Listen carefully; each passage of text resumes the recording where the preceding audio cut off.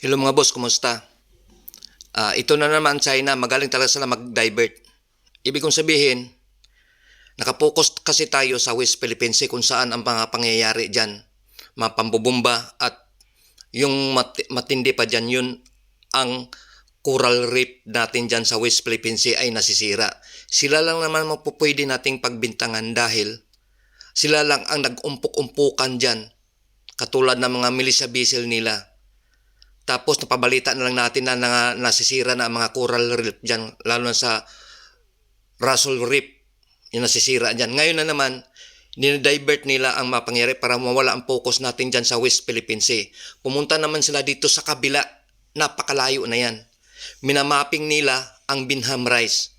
Baka balang araw, magising na lang tayo na ang mga coral reef dyan sa Binham Rise ay nasisira na din. Dapat bantayan natin ng maigi ang mga galaw ng China dyan sa Binham Rise banda. Kasi pag yan ang nasira yan, mga China walang pakialam yan kasi hindi naman sa kanilang teritoryo. Teritoryo ng Pilipinas yan. Kaya wala silang pakialam masira man o hindi. Ang ginagawa nila dyan ay sisirain nila ang ating resources.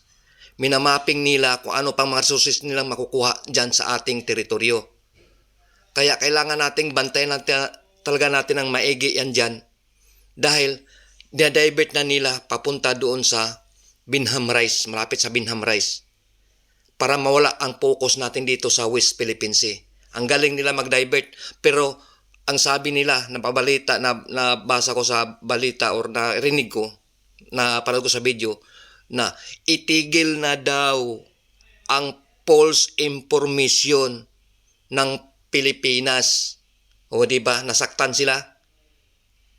Ang mga binabalita ng mga katotohanan lang naman, sila ang gumagawa talaga ng kabulastugan dyan sa West Philippines. Ngayon, lumipat na naman sila dito sa malapit sa Binham Rise. Ang Binham Rise, napakagandang dyan, mga coral dyan. Pag yan ay masisira yan dyan, walang ibang pagbintangan. Ang mga China na yan, na mga wala namang aywan, mahirap magsalita ng dapat bantayan taga natin yan. Baka magising lang tayo. Sira na yung mga dyan, coral reef niyan dyan. Maraming salamat mga boss.